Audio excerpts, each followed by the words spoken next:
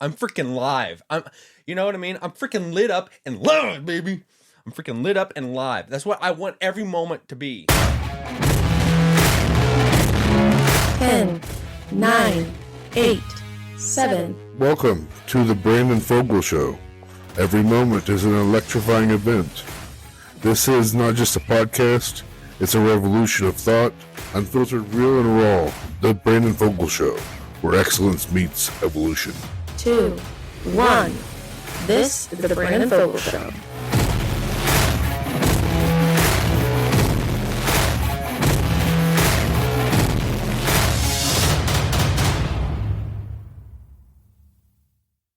Did you all watch the NFL draft this year? Did you all watch it?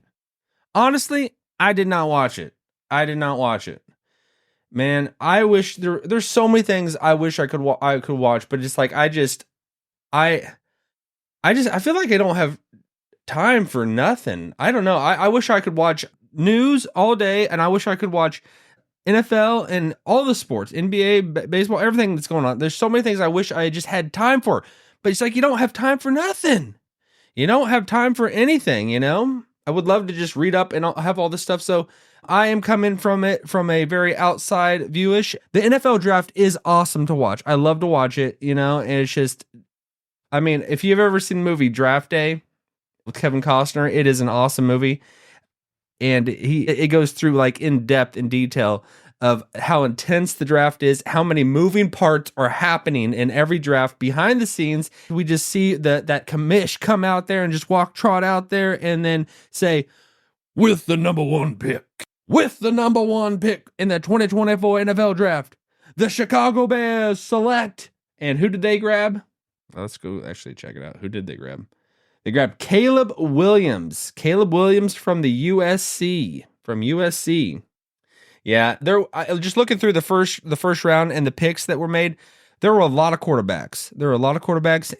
And that is the quarterback position is the number one position in all of sports. That they are the field general, they are the one calling the shots, and it is the most viewed position. But a quarterback, they are on their own and they are making plays. They determine who wins and loses. I would say that the quarterback is the number one deciding factor. That's why they get paid so much, and also that's why they go so high in the draft like that.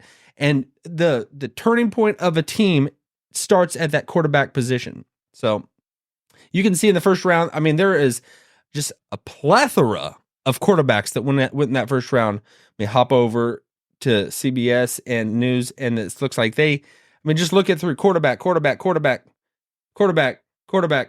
you know. And there were a ton of quarterback because, I mean, you get that quarterback and that is your cornerstone. Like if you're the Kansas City Chiefs, we got our cornerstone, baby. Patrick Mahomes, we got our cornerstone. And we build around Patrick Mahomes. First of all, you got to be able to protect your quarterback. You got to be able to protect that blind side. And after the Buccaneers fiasco a couple years back in the Super Bowl where Patrick Mahomes went against Tom Brady, the Kansas City Chiefs needed to realign their thought process in their mind and think, okay, we need to support and protect our number one asset, which is Patrick Mahomes. As you can see, I am a little biased, as you can see from the NFL draft. So like we went quarterback, and I got a friend, like the people that I go to and I work with every day, they talk sports, and I got a friend that he is all about the Vikings, and he wanted Drake May.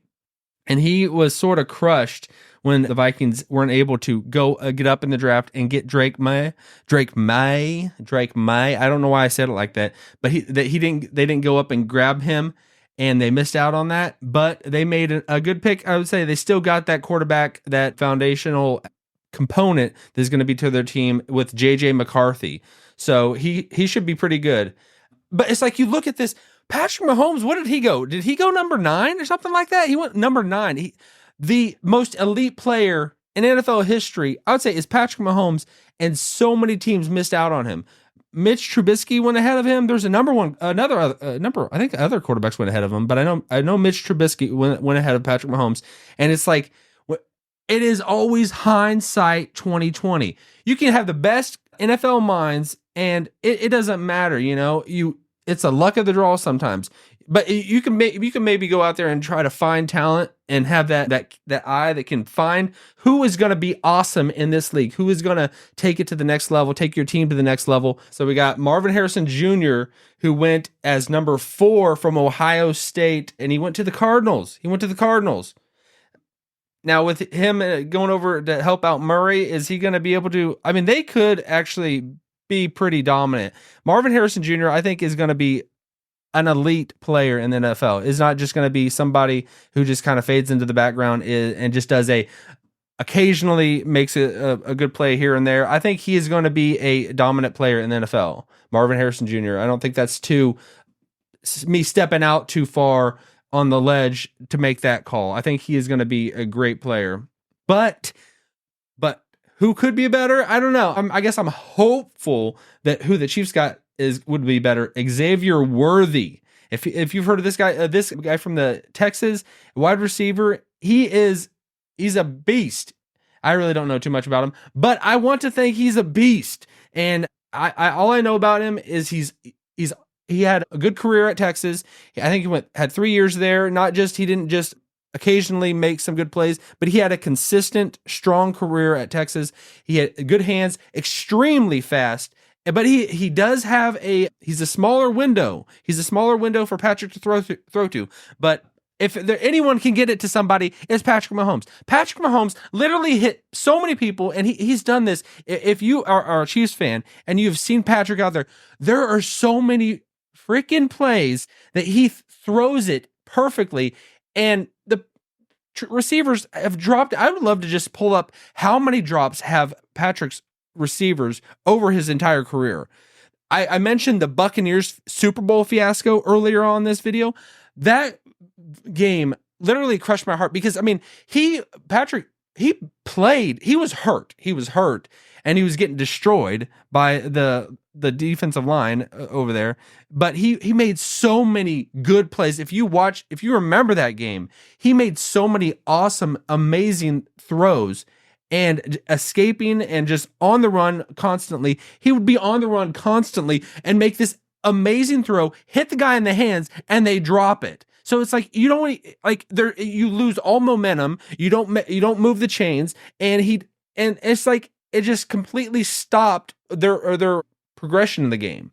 It's like that game was extremely tough. That one was tough to watch. That Super Bowl way back when they played the Buccaneers. But then I would say the toughest game for me to watch was when Patrick lost to the Bengals in the playoffs maybe 3 years ago, when they were up in the first half and just dominating and killing the Bengals.